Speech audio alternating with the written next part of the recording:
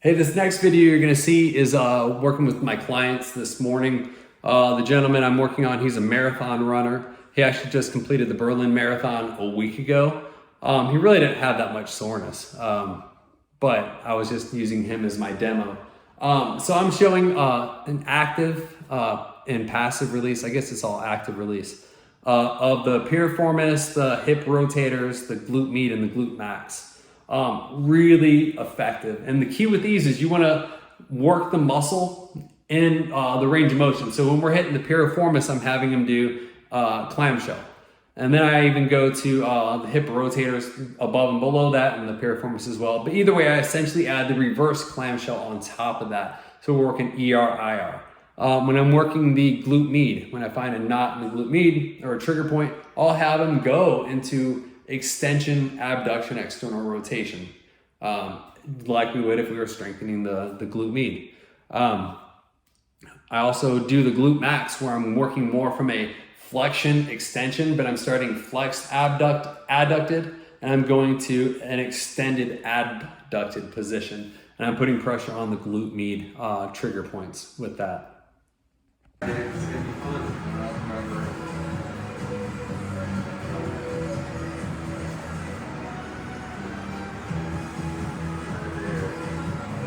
Bring your knees up a little bit. No, bring them up towards your chest. Okay. All right, you're gonna do clamshell. So drive this knee up, keep going all the way. Go back down. Good, go again. And down. One more. Good. Now you're gonna do reverse clamshell. So bring your foot up. What do you mean? Yep, like that. Good. Sit down. Knee up, clamshell. Down, reverse clamshell. One more. And one more reverse clamshell. Good. Alright, so the next one we're going to do, bring them out here. You can bend the bottom one underneath. You're going to take the knee from there, up and back. Okay? Wave the head. Alright, good. Up and back. Good, go ahead, just like that. That hurts. Jeez. Good. Ooh. Ouch. One more. Good. Now, the next one you're going to do, you're going to go from back here. You're going to drive it up. Bring it forward. Okay. Bend your knee. Bend it. And then you're going to drop it down. You're going to kick up and back. This is a lot of choreography, remember? Like that. Okay. Just one motion back and forth? Yep. Okay. Alright, so up and forward, down, now up and back. Good. What did it hurt? I know. Up and back, and straight. Good, yeah. Good, one more. All right, good afternoon, everybody. So as far as mobility, where I want to start first is with the cervical spine, because I have issues with my neck. So I found out what works really good with cervical strains. I usually I get a pretty nasty strain about once a year or so from trying to lift something that's a little too heavy. It's usually an overhead press. And I actually just recently did it as recently as a month ago. But I've gotten my program down really well, so I can recover from quickly. One of the things I just picked up this year, this is called the Next Level. This is the first time I've ever used it with my neck, and I think it helped. So what it is, it's essentially, it's on a slide, but you can also connect it with some bands. So I'm just gonna demonstrate this for you, and then I'll show you a couple other things we can do. So first off, we gotta get motion back. This is great because it allows you to eliminate gravity and get some rotation out of it, but then later on you can use it for resistance, some muscle energy technique kind of things. So I'm just gonna demo this for you real fast. That looks like a good spot. Key is you have to wear the headband for it. And I actually got hooked up with this from my podcast. One of the guys that I interviewed, he created this. So it was very helpful in restoring my rotation. So again, it's nice because you eliminate gravity and you can just work on getting motion back and the head can stay relaxed. Now the key with this is actually to give an assist. And it's, you know, if you got both directions, you could also just work on both directions. I'm going to demonstrate my muscle energy techniques in a moment. You can combine that with this. I'm just not going to demonstrate it on both, but really cool piece of equipment. Now later on when we get into strengthening, and that's actually, you know, part of this module since we had the Hurricane, is you can connect these bands and now you have resistance. And this is very helpful, especially since muscle energy techniques are really good. So you can always just work into that resistance, hold for 5 or 10 seconds, and then use your own, you can unload it with your hand. You can also even put them in the position of rotation and then have them hold isometrically there. And again, I'm going to demonstrate those in a couple minutes. So that's the next level. Moving on from there, a couple keys with the cervical spine. Again, this is more so for just strains. This isn't, you know, any cervical radiculopathy, but you're going to see more strains than anything else. The key with these is to find the motion that's the most limited. Usually it's going to be a rotation or a side bend. Now we normally think of using like PNF stretches with contract, relax, and you go to the direction opposite of the restriction. But with the cervical spine, you want to go contractions toward the direction of restriction. So if they can't side bend, you know, if the most restricted motion is side bending, let's say to my right, I would have them go to end range, and I do this myself. Go to that end range where they can't go any further, then do light isometrics. I found, you know, 5 to 10 seconds is perfect. And then they have to slowly ease off of that isometric and try to get further into the range. So now I can go here. Now give myself a light isometric, or again, you can apply it for them. Hold for 5 or 10 seconds, then slowly come off of that contraction and go a little bit further into it. And same thing with when you start the contractions, you don't want to hit it hard. You want them to slowly hit the contraction, hold for 5 or 10, and then slowly ease off of it, and then try to go further into the motion. And then I would have them try to just go actively through that motion as far as they can. Now let's say you have a second motion. It's typically going to be a rotation if the other one was a side flexion. So let's say now I can't rotate to my right. I would do the same exact thing. I would have them go to that end range and then give them a light isometric toward the direction of the restriction, and then come off of it and have them move further into it. So the same thing. It's not a specific dose. It's enough of the reps to restore most of the motion and reduce the pain. Now here's the thing, you don't want to undo it by, sometimes if I'm restricted both directions, that if I try to go back the other direction, it might cause this, the direction I just got better to go away. So I typically just work on the two most limiting ones. It can also be flexion or extension, whatever it is. Take your two worst motions, hit those. Try to get those to calm down. The third one is chin tucks, and this is huge. So I have great posture, but even when I strain my neck, your neck is naturally going to go to this position. So we have to restore this back. And you might even say that doing retraction before we do those muscle energy techniques is even better, but I got ahead of myself.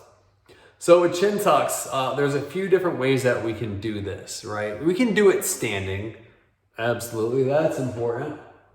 But I like to use gravity to my advantage. So a couple things you can use is a rolled up towel, or you can even just get yourself a cervical or a little mini ball. but you don't want it to be pumped up too much, right? Because we're gonna initially use this to help.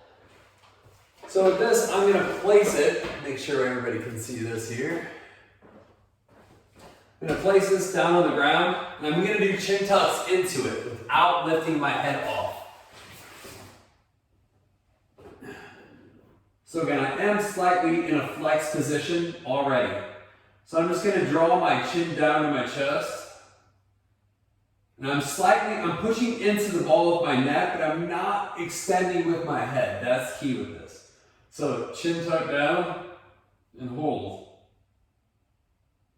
Now with this, you typically want to do, 10-second contractions. You can start with a few seconds, but start with about 10-second contractions is what you're wanting to work up to. Now the progression from this, and I don't have one with me, is to use a rolled up towel, something that's a little smaller. And what they would do is they would chin tuck into the towel, so now I'm more retracted. And then what they progress from there is just chin tucks into the ground itself.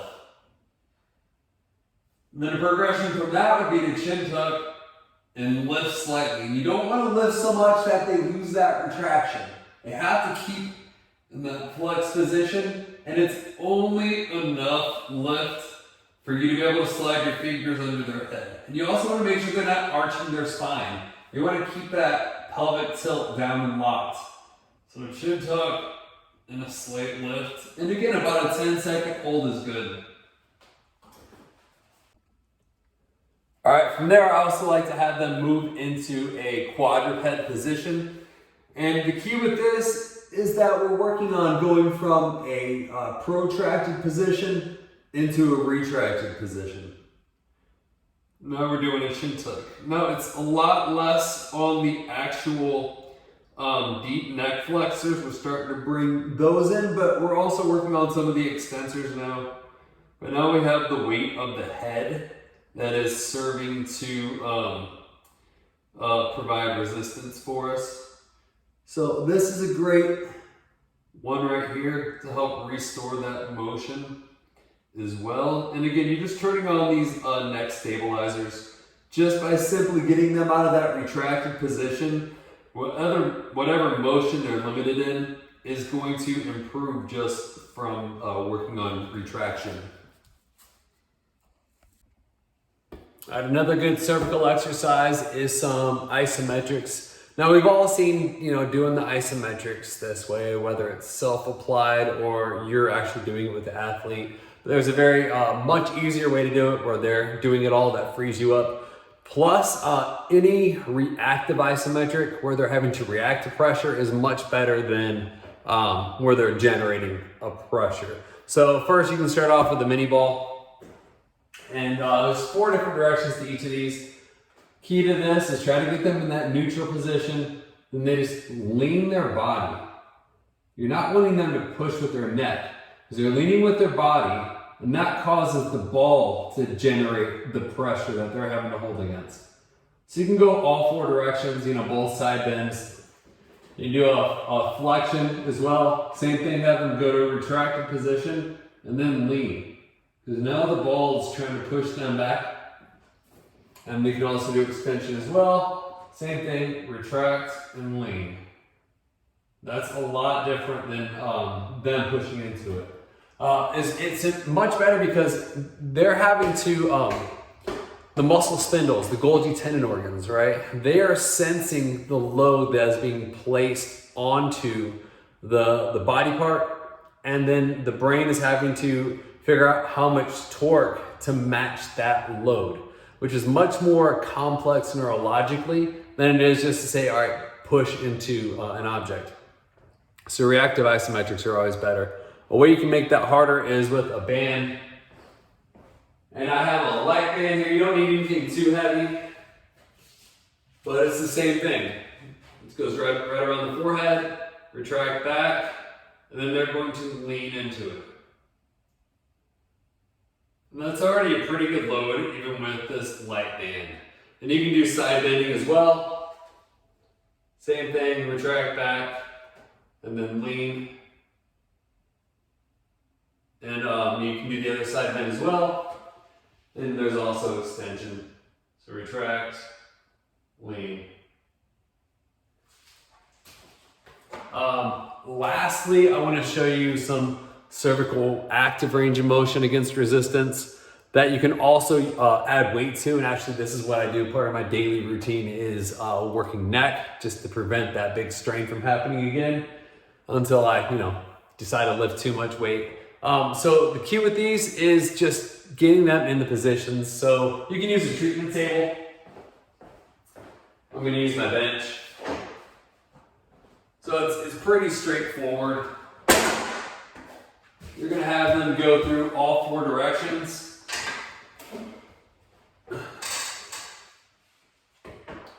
And so it's simply, make sure it's a rotation up versus a retraction up. You don't want that. You want it to be a true rotation. And you want to have them go slow with this and work the entire range of motion. So there's flexion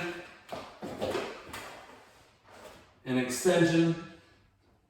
Same thing, make sure we're rotating and we're not retracting. So you want to have the neck rotate up and forward. And then when we do side bending, it's the same thing. I usually do this on the floor, but for ease of exercise, I'll do it here. You want to make sure that they're starting in a rotated position and they're actually side bending versus simply deviating. So they're going to do all 4 directions and simply adding weight to it. I do mine with 15 pounds, which is a lot of weight.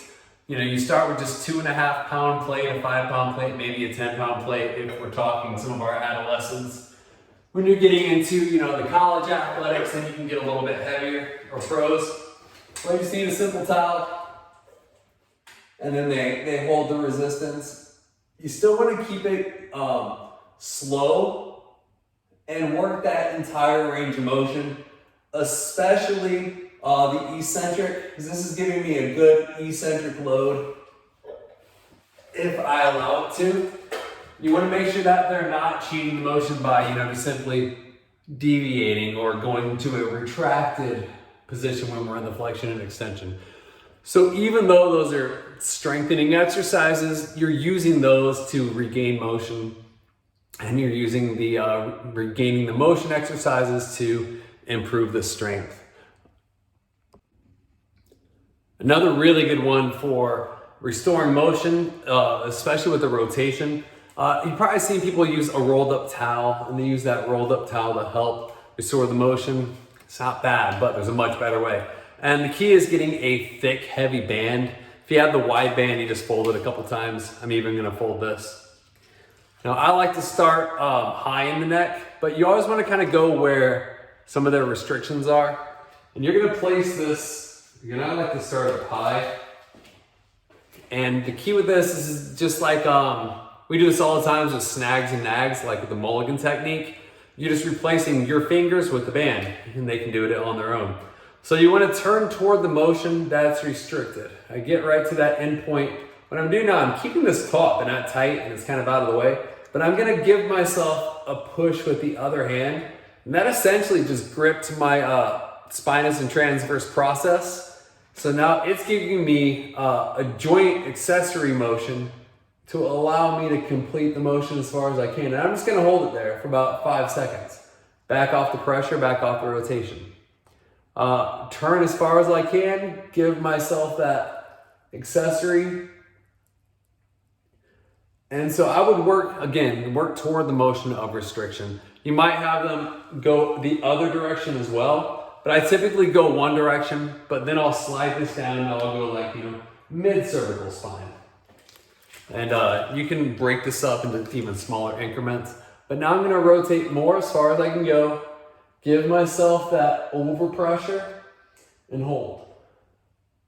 About 5 seconds and then relax. Now, progression from that is once you're in that end range and the spinal segment is being held in position, you're then going to rotate your head back against it. When that's going to cause, let's say we rotated all the way this way, and then I'm giving myself a little bit more overpressure here. When I rotate back the other direction, because then we always rotate from the top down, that's gonna give a stretch between those segments and all those little tiny intertransversari, the little rotator muscles. That's gonna give a little bit of a stretch to those, which can really open up your motion.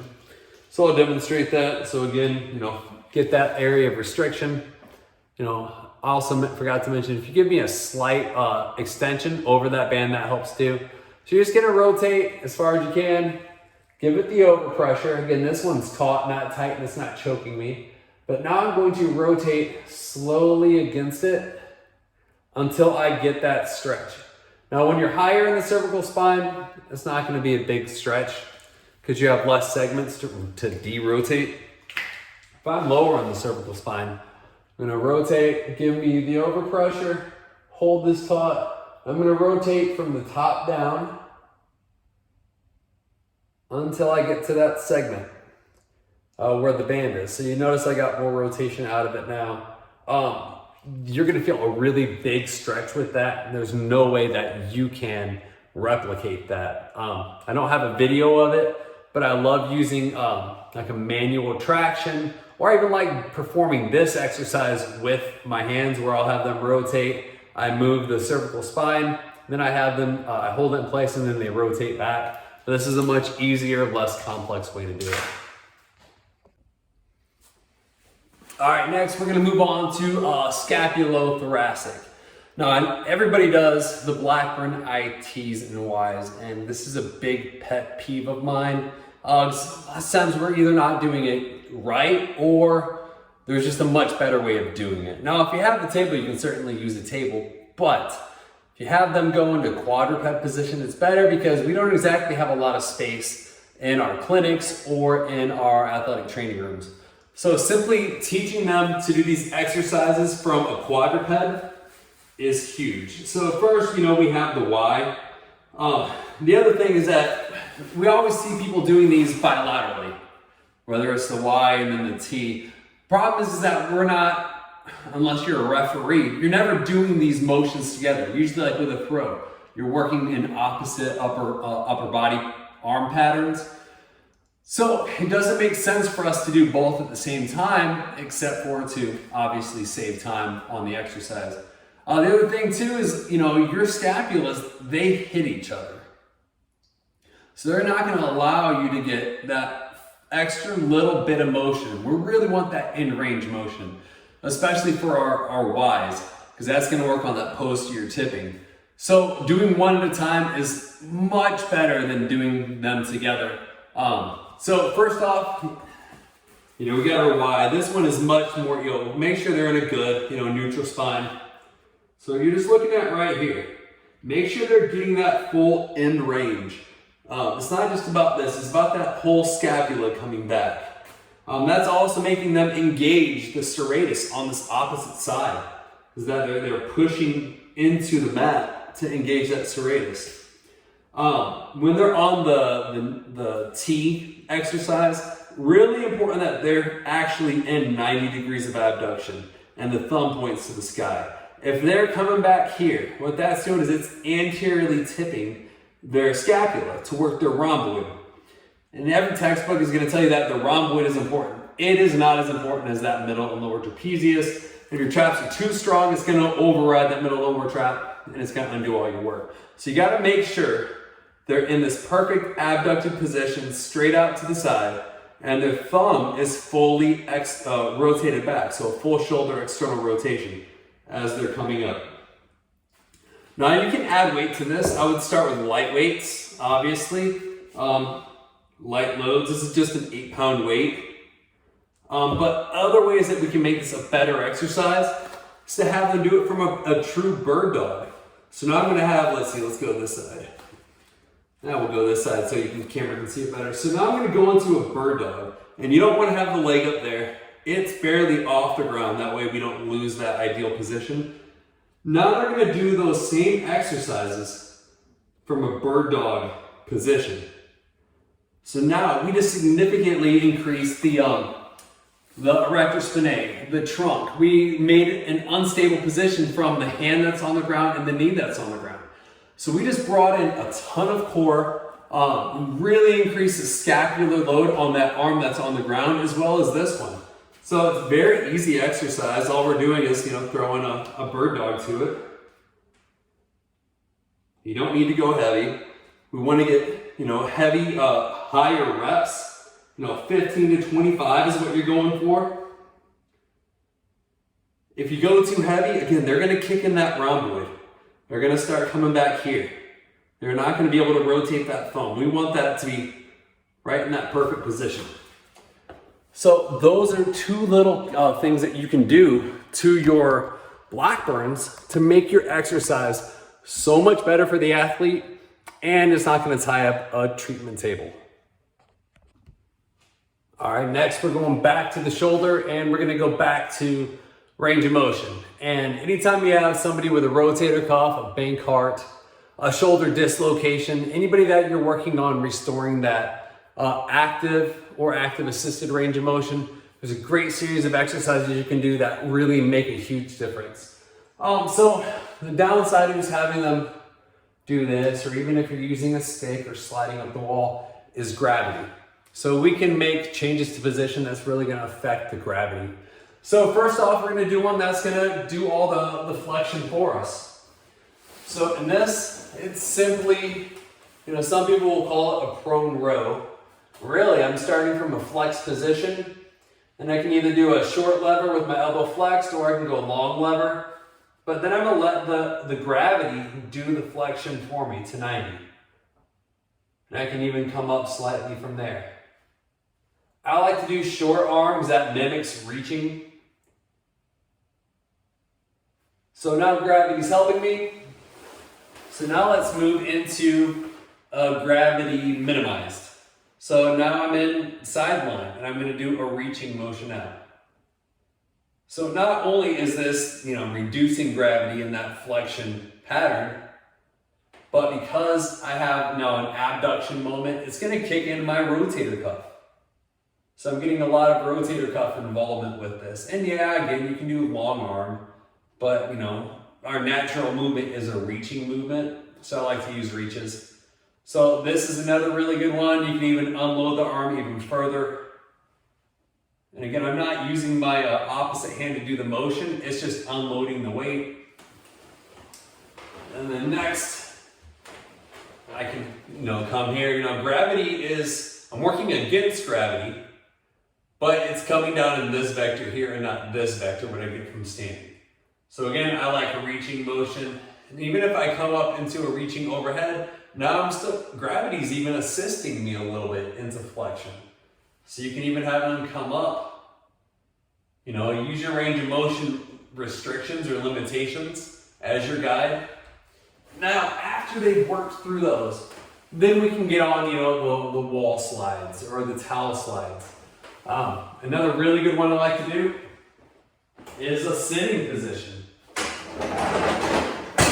where they're using the countertop or the kitchen table, and you use the towel. So they slide to there and back, or then they can reach, and once they get there, then they do a lean. Huge exercises. If you give these to your athletes versus just, saying, okay, let's start, reaching overhead. By the time you get to that active range of motion where they are lifting their arm, they're not going to do the shrug sign anymore. As you train them out of it, you train it neurologically. They're not going to have that pain and pinching at the top because they've learned how to, work those scapular mechanics. So that little series goes a long way down the road for you. All right, now I'm going to move into squat mechanics.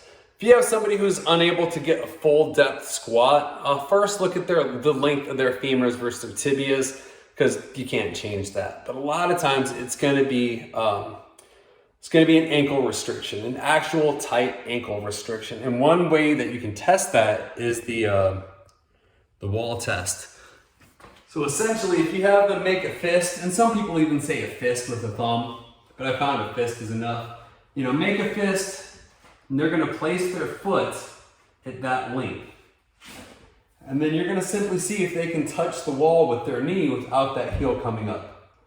If they can't even do that, they're never going to be able to get a good squat mechanic. And you have to work on loosening up that ankle.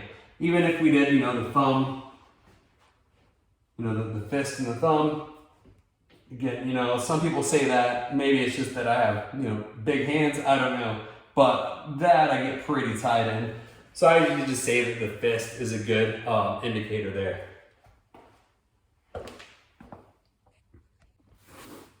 Now, a lot of our squat issues that we're going to see are actually motor control problems. So I like to work on those with an exercise that I call the bottom-up squat. So with this, you need just any stable, immovable object. And first, we're going to use it to help us find the optimal position for the feet and the legs. Let me go somewhere that I know isn't going to work for me. So I went with a narrow stance, knees straight ahead. I can hold it, but my back is really rounded there. So that's not my ideal position. So you use this. I'm going to go too wide. So now I'm really wide. I'm toed out. And again, I can sit low, but I feel that kind of pulling me back. I can sit up with it, but it just doesn't feel as natural. So right there for me, that feels like the best position I can get to. Now I am tight. I did a bunch of squats the other day. But I could sit here all day, heels flat, not have any problems. Much lower than parallel.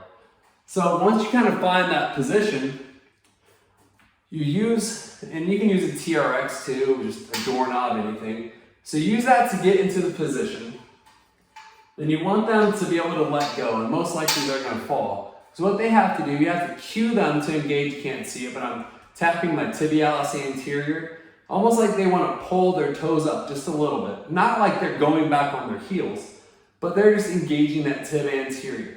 And you want to cue them to engage their lumbar extensors. And then from there, they press up.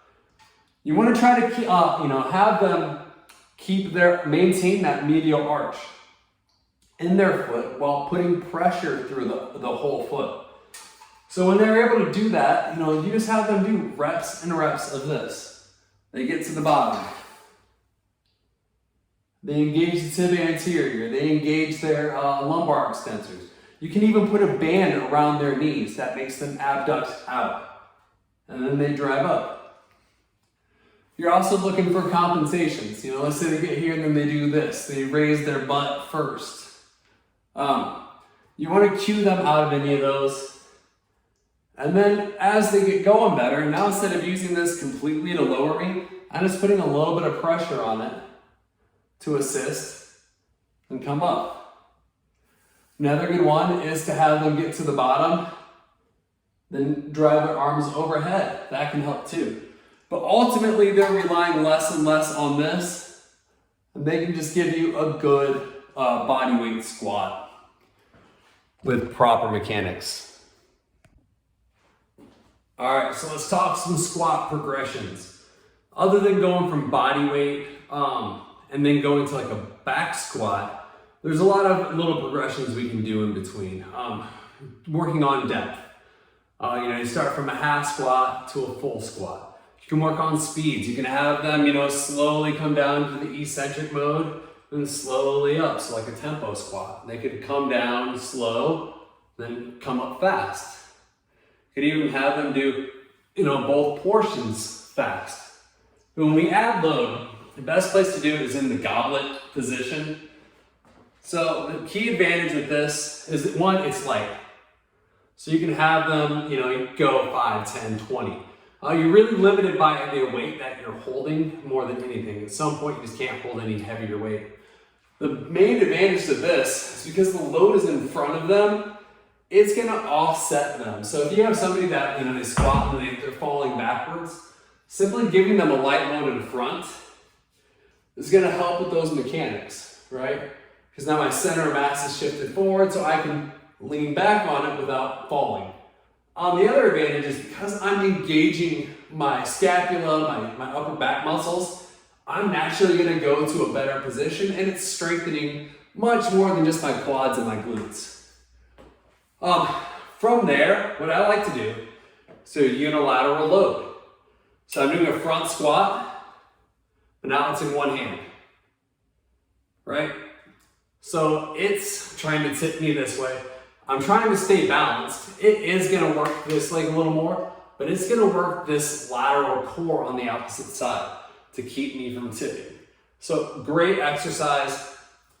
With both of these, instead of just having them increase the weight or the reps, throw a little eccentric or even eccentric pause.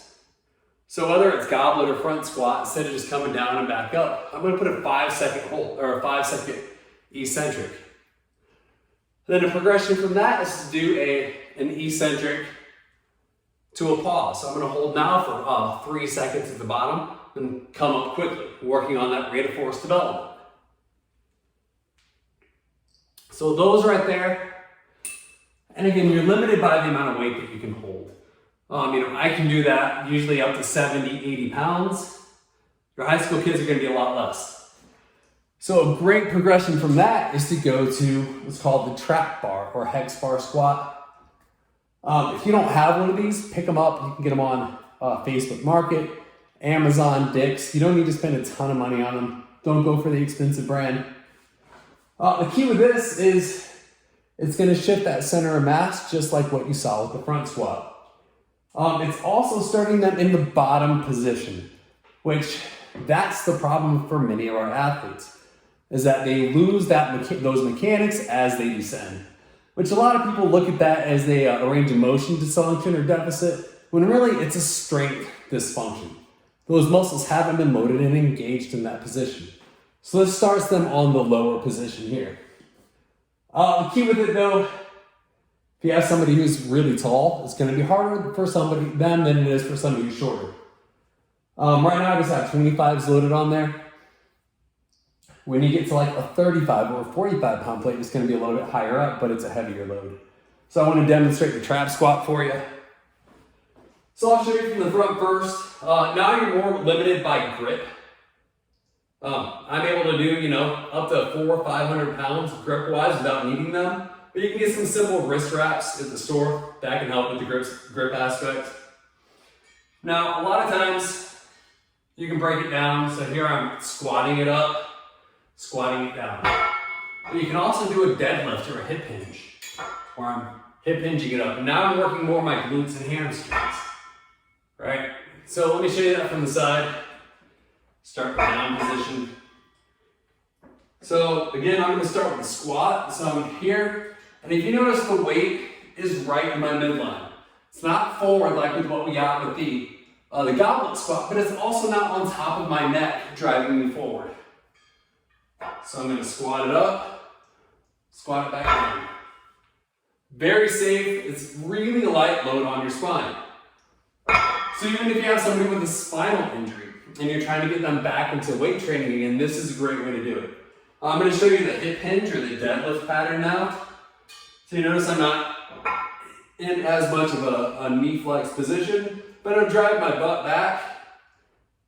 And I'm getting slight knee flexion out of it, but not as much. So now this is more of a hinge pattern. So really good exercise.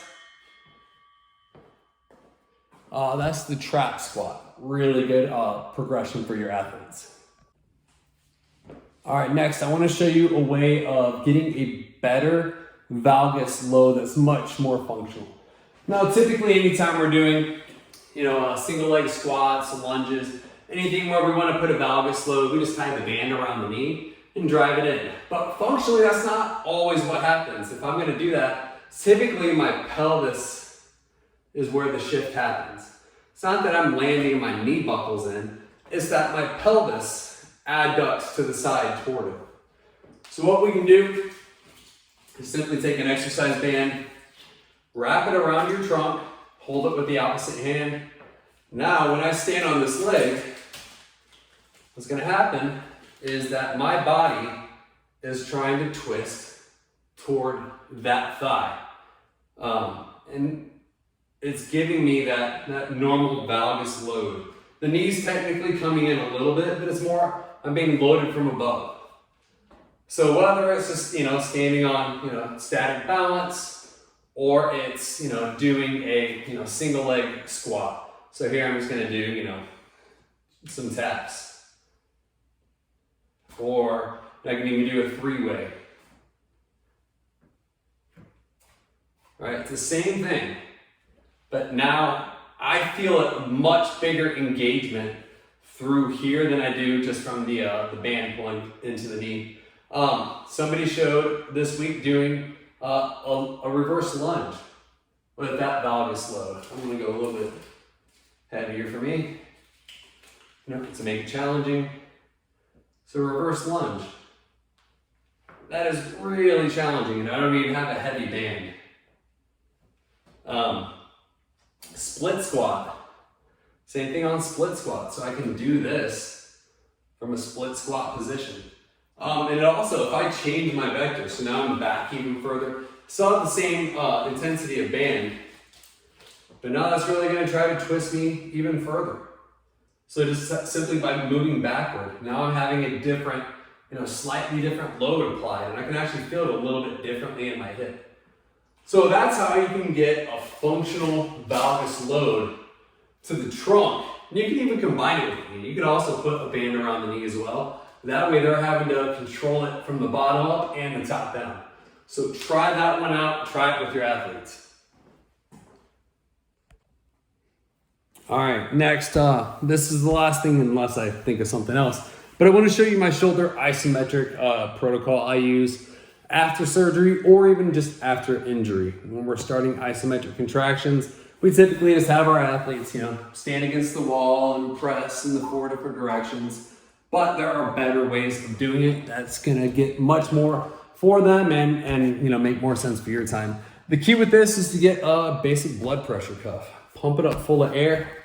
And what I'm gonna do is put, you can choose any weight, but I have a 5, it's usually 3 or 5 pounds.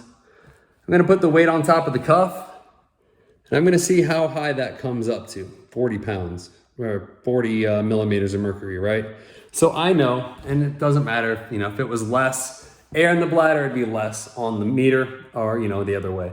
So I know now, if they're pushing with 5 pounds of pressure, their line's gonna come up to 40. So this is one way I can get them to only do a certain amount, or I can gauge how hard they're pushing. So now we do the same exercise. Shoulder flexion, and I just watch the gauge, or they watch the gauge, and they push until they get to 40. And they hold that for 10 seconds. And they can do sets there. Now, flexion and extension, those are easy. I'm gonna switch arms. Much easier to do than ER and IR. So here's extension. But this is how you can tell your athletes how hard to push. If you wanted to allow them 10 pounds the next week, or 8 pounds, you just figure it out with this. Now, ER and IR, it is much more difficult to generate that amount of torque. Hitting 40, or 5 pounds of pressure on this is much harder. So you might want to you can make it easy on yourself. If you have them go to 20 versus 40, you got about 2.5 pounds of pressure. It's pretty simple, or you can use a different weight. So it's the same exact exercise, but this is how we're quantifying what they're doing. This is how we can eliminate their increase in pain. So the first 1 or 2 times they do it, we have them do 3 pounds. And they had no problems with that. Next, we go to 5 pounds. And then we can go to a 10-pound cuff, 10-pound weight on the cuff. That's how we can progress those. Now, from that, I like to go to reactive isometrics. And we do that with the band as well. And again, this is huge because now our brain is having to sense. So it's turning on our neurologic system, and that's huge after injuries. I'll go with this arm. So we'll just do flexion, extension, ER, IR. I'll go back here so I don't get out of the movement of the camera. Arm in natural position, neutral, shoulder blades retracted. Step out, keep this arm by their side.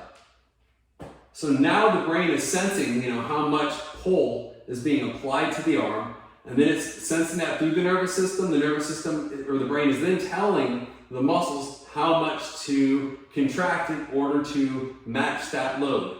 And then even as you step off of it, it's having to deload or reduce its torque amount to match the load it's getting. So, you do basic same thing, 10, 20, 30 reps. We want high reps, 5 to 10 second holds. So we got flexion, I'll switch arms, we'll do extension. Same thing, a slow on, hold, and then a slow off. And again, you want to keep that arm right by the body.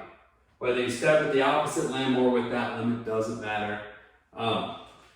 We got ER and IR. This is much harder, and it's not just about when they contract out, because I gotta keep it locked into that position. So again, sensing the load, matching the load. As I come off, they gotta keep that arm in that position. But we see all the times that they put the load on it, then they come off and they do this. Their arm comes out here. Or, as they come off, they'll let the arm come in. No, they gotta keep that matched right there that whole time. Maintain that position isometrically. So these are called reactive isometrics or dynamic isometrics. I'll show IR on this arm, same thing. But we can even get into overhead positions with this. We can now have it to where we bring the arm into the overhead. So let's say we've restored active range of motion overhead. Well, we don't want to just start having them exercise against the load there. So we do the exact same thing. We have them go isometrics. So they get to that end range, wherever that is, and then they're going to put a load. And they maintain that position. We actually do more directions on this. Now I'm giving it an adduction. Now I'm going to give it a flexion bias, so working my extensors. And then now we're going to give it an abduction, so we're working on our adductors. And then we can even do ER and IR in this position. So we get to where they are at their end range, they'll probably be here. And then they maintain that. They put a light load on it and they hold it. We're making sure they're not, compensating. They're maintaining their position. We can even do, switched arms on you. But we give them a load that engages their anterior muscles. So reactive isometrics, it's so much more than isometrics in general. A lot of clinicians miss the boat on those. A huge advantage if you work your isometric progressions. Then when you get to, 2 weeks later, 3 weeks later, when we're actually, applying a load to the joint, to those muscles in that new range of motion that we've got the mobility, we've got the stability out of that motion. Now we can work on strength and control. But you cannot get proper strength and control unless you first got the motion and then you stabilize within that motion. All right, another one that drives me insane to be seen done incorrectly is doing the straight leg raises for the abductors or the glute med. As we all see, we have every patient do this. And what I typically see is that, let me get in a perfectly sideline position, is I see this, right? Problem with that is my leg is in front of the midline. So I'm really just hitting my tensor fascia lata, right? So what I do is, pull this leg back for support, and that leg is not allowed to go. I have my foot right in my midline. That's my marker for the patient, that they are not allowed to go in front of that foot. And also I've got to make sure that they externally rotate, and they're going to come up and back. Now you can see how that leg is coming slightly behind the midline. You don't want to be back here, but it's got to be externally rotated and up and back. That way they get that TFL out of it. The other thing too, they'll come up and back, but I just rotated my whole pelvis back. So even though I'm coming back, I'm still hitting my TFL. So you gotta make sure that they keep a neutral pelvis. They're not rotating back. They're driving up and back, and they're slightly rotating that toe up. That way they're actually hitting the tensor fascia lata, and they're not, the glute med, and they're not just working that TFL. All right, so another one that, again, you got me going on the abductors. I hate when I see this being done, is the banded side step or monster walk. People will put the band further down on the foot because it gives them a wider range to spread the band. Problem with that is they're going to be driving from the foot. That's going to kick in that tensor fascia lata. So I see that all the time, that they're simply reaching with the leg that they're stepping with. So ideally, I'll put it up at the knee. If they need more resistance, I'll just give them a second band or a heavier band. But now it's going to make me naturally drive from the hip. I'm not going to be reaching from the foot. So now they have that cue. It's going to give them a natural cue to drive from the knees. Second thing that I see is that, let's say I'm going toward my right, is that they lean to the left to reach with the right. So essentially all they did was they pointed their pelvis that way. You don't want that. You want them to drive. So what I'll do is I'll actually put my hand on their shoulder. I'm standing on that side. And I'll say, push into me as you go over. So again, it's almost like person standing right here, pushing into me a little bit. So that way when I do that side step, I'm driving sideways. So now it's not just about this leg reaching. It's actually more about this leg here. So they're driving across. If we're coming back this way, now it's going to be about this leg. So it's about the leg away from the step. That's what reaching with this one, that's going to eliminate that lean. If you can get a squat position out of it, even better. But a much different exercise than this. Much different. So try those out. See how much more engagement. For some weird reason, if you have them do this, or even if you give them like a really light, an easy band to externally rotate with, no money exercise, that's naturally going to kick the hips in. Don't know why it works, but anytime I see somebody doing it, I can't cue them out of it, or I'm on the other side of the clinic and I can't give them that manual cue. I'll just have them, give them a light band and have them do no monies with it, and they automatically improve that form. All right, next up, what I see being done, not wrong, is the four-way banded hip exercise. So everybody usually gets this one right, where they drive forward. What I don't like is having you put your foot all the way down, but I also like to do a little arm flexion with it, just to mimic that motion there. So flexion is usually done right. Extension is what I see being done incorrectly. We see all the time people start here and they're pushing back behind them. Well, our hips only get so much motion in that direction. So the key with extension is to start flexed and just to draw back to neutral. You can go slightly behind you if you want, but you don't want them to compensate through the lumbar spine or the lean. Same thing with adduction.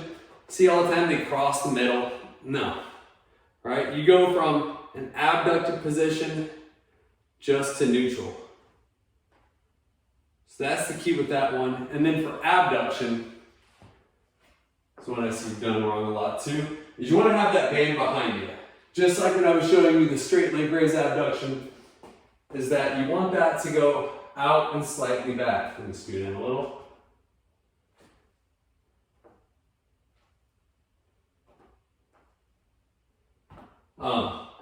It's not about the leg that's exercising. If you're doing this exercise right, it's about your stance leg. Because as I'm driving in, that band is trying to pull me across. So this is the leg to focus on. It's not just about this one. You exercise both, but it's primarily that stance leg that needs to get the focus. So that's abduction and adduction, or the four-way hip. All right, next up I want to show slider squats. This is a great exercise that's not just working on range of motion or strength, but it's strength throughout the entire range of motion. Deep ranges that we typically won't get. So all you need is a basic slider. You can even use a towel too, but exercise sliders are great. With this, I typically just start off with simple reverse lunge. You think about it, it's a lunge, but it's really a single leg squat. And if you look, I'm trying to get a full range of motion out of it as much as I can. Now, initially, our athletes aren't going to be able to go as deep, and that's fine. I don't believe in the whole, knees over toes is bad. I actually want that full motion. Ways I progress that is now I will have them even come anterior. You're not going to get as deep. But then I'll go multi-directional. So now I'm going to do squat out, there, and then even a squat here. This is gonna put a little rotational load on the knee. So I'll go all three directions. And you can even put a band around this leg. That significantly increases the hip activation on that leg there.